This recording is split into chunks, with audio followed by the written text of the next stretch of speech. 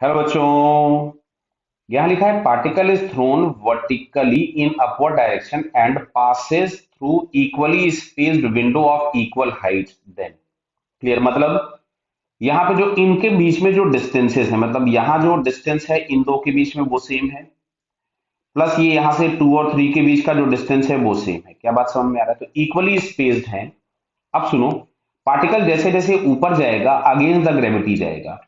तो यहां से हम लोग पढ़ पा रहे होंगे v बराबर u प्लस ए टी। तो यहां से v बराबर आपको मिलेगा u minus G T.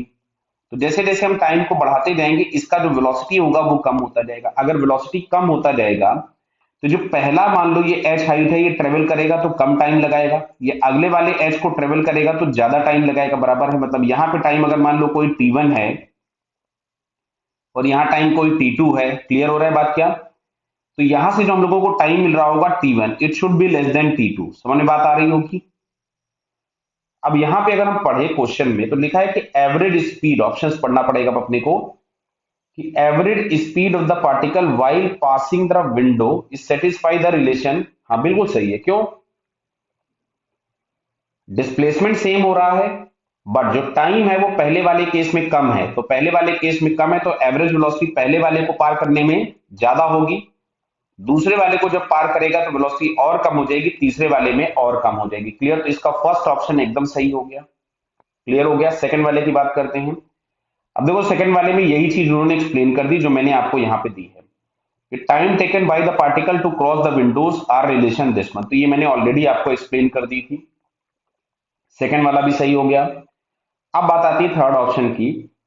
The magnitude of acceleration of the particle while crossing the window. गलत हो गई बात। तीनों केसेस में तीनों ही जगह पे जो लगने वाला एक्सेलरेशन है वो ग्रेविटी का है जो कि कांस्टेंट होगा। तो ये बात गलत हो गई।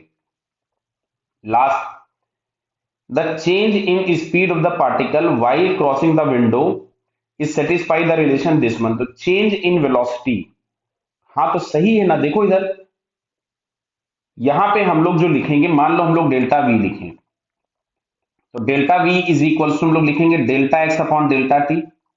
तो डेल्टा टी को अगर हम बढ़ाते चले जा रहे हैं तो डेल्टा वी क्या होगा? कम होता चला जा रहा होगा। क्लियर? तो यहां पे आपके पास देखिए ऊपर जैसे जैसे जाएगा टाइम बढ़ता जाएगा तो जो आपके पास चेंज इन वेलोसिटी होगा वो आपके पास बढ़ता जा रहा होगा क्योंकि टाइम बढ़ेगा। क्लियर? तो यहां से हम लोगों को क्या दिखता है कि इसका फोर्थ ऑप्शन करेक्ट है। तो first, second and fourth are the correct answer. Okay बेटा, ऑल द बेस्ट।